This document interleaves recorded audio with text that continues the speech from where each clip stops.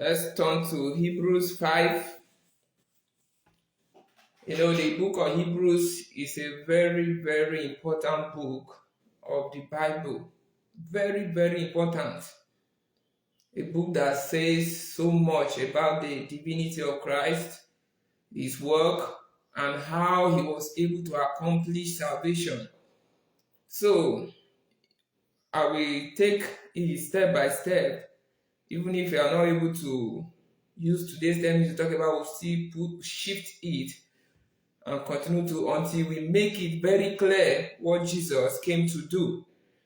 Hebrews chapter 5 verses 1 says, "For every high priest chosen from among men is appointed to act on behalf of men in relation to God, to offer gifts and sacrifices for sin." Jesus was the Son of God from eternity. Some people say Jesus was created like angels, Jesus was this or that or that or that.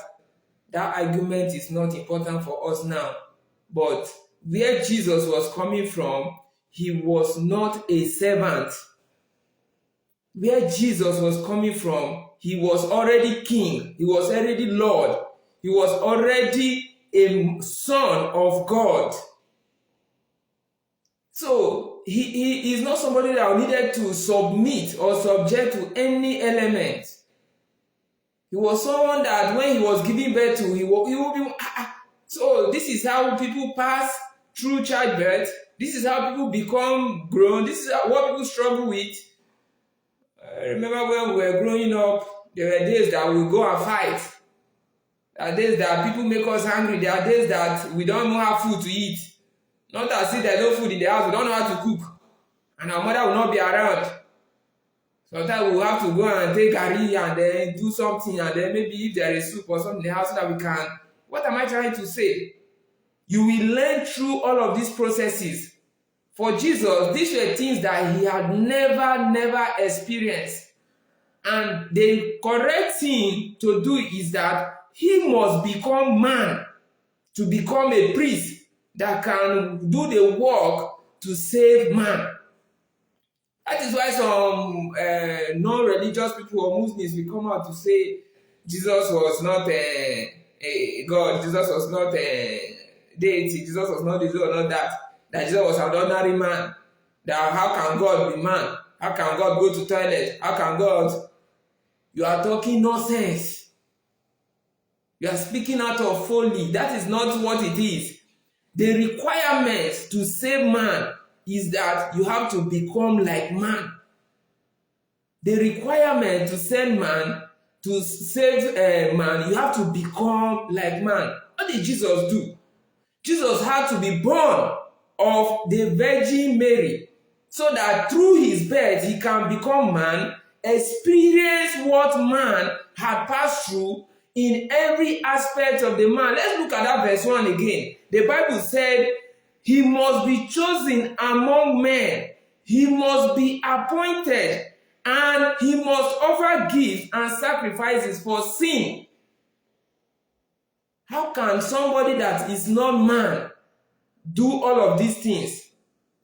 We heard of Melchizedek, which is the priesthood or the succession of priesthood that Jesus came in. He was a man. We heard of Aaron choosing of God to be the ones that will represent the Israelites in the old Aaronic priesthood. He was a man. Jesus must be a man. So the first suffering that made Jesus to learn obedience was he becoming a man. My dad used to say something that, do you know how difficult it is for Mary to conceive Jesus? Do you know the shame? Do you know what it means that somebody who had never had a child before, we have to pass through all of those things to have Jesus? And I will be relating it to even Jesus himself. Do you know what it means that God will become man? He will be manifested in flesh. He will have to live like man. Imagine wiping the diapers of Jesus, taking him to the tabernacle to be dedicated, coming back, and then you discover he's not there. All of those things that he had to pass through just because he came to the earth to save man. These are the things that made him to learn obedience. Not obedience to become faithful to God or to be morally okay, but to be able to hear and walk in accordance with God's will against that which he had always known. That is where the obedience that he learned came from. In short, the Greek word here for obedience is literally translated as under hearing. It's not as if they subjected it to something that you don't have choice on. Under hearing, that's the literal translation of the Greek word. Synonyms like attentive listening, submitting to authority, compliance, yielding to instruction. These were the things that Jesus had to pass through. All because he wanted to save man.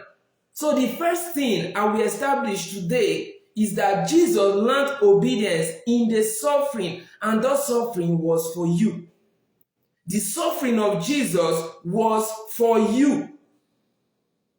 So if you are beginning to think that, oh, Jesus came to do any other thing, or he was learning obedience because he was a stubborn child growing up, no, that is not what it is. The obedience he learned was because he had to accept becoming a man in order to save us. It was because of us that he learned it, even in this earth. And the Bible went on to say that he had to deal gently with the ignorant and wayward, since he himself is beset with weakness. Someone may be asking that, what weakness does Jesus have? The weakness Jesus had was having the flesh of humans. You know, there are times that he is not supposed to behave like God. He's not supposed to act like God, but he will have to. They push him to fall. He has to disappear and leave them. Sometimes he has to restrict himself in the body of a man, but he will go extra mile to show compassion and act as though he is God. So, trying to be God was a weakness, even though we will see it as a strength, because he has to be fully man at this point in his life. He has to be fully man at this point in his life. So you see how what the sacrifice Jesus made. Some people look at the sacrifice Jesus made as only on the cross. But it's beyond the cross. It's beyond the cross. Even the processes that led to the cross, the pain was much. You are supposed to be fully a man. You are supposed to be hungry. You are supposed to eat. You are supposed to do everything a man does. If he had not learned all of those things, he wouldn't have been patient with the disciples.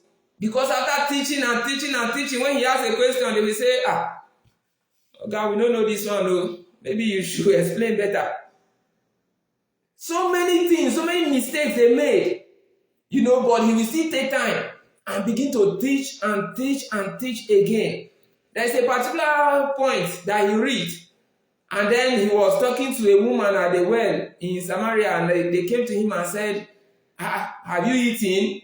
Then they thought you are hungry. They went to bring food that you can eat. He now said, he has to eat the food that the work he's doing is the food that he's supposed to eat. And they felt that maybe somebody gave him something to eat. But Jesus had to tap into his divinity in order to cope in these things. These are the things that made him to learn obedience. So we will continue to establish this and talk more on this, so that we will understand the import of what Jesus came to do. Because seeing people take the sacrifice of Jesus to be nothing. They made it look as if it's something that is not of value. They feel that, oh, because Jesus is God, and then Jesus came to save. In short, in this part of the country, many of us don't value what Jesus did. They are behaving like the Jews. We feel that, oh, Jesus just came and then he was defeated by Roman powers. He was not. The hymn writer was right when he said, all from the grave he arose. He defeated his enemies and he put all of them to shame. So Jesus was victorious even in his first coming and in his second coming. And it is my prayers today that God will help us so that we will learn obedience from the things we pass through and not begin to fight. Jesus learned it, and he was able to achieve what God sent him to do. Will you do same? If you want to achieve great things in life, would you bring yourself down to obey, to listen, to submit to that which God is using you, to putting you through, so that you can learn obedience, you can learn to submit, you can learn to be a better Christian? That should be a thing that you should think about. So next week we will continue. It's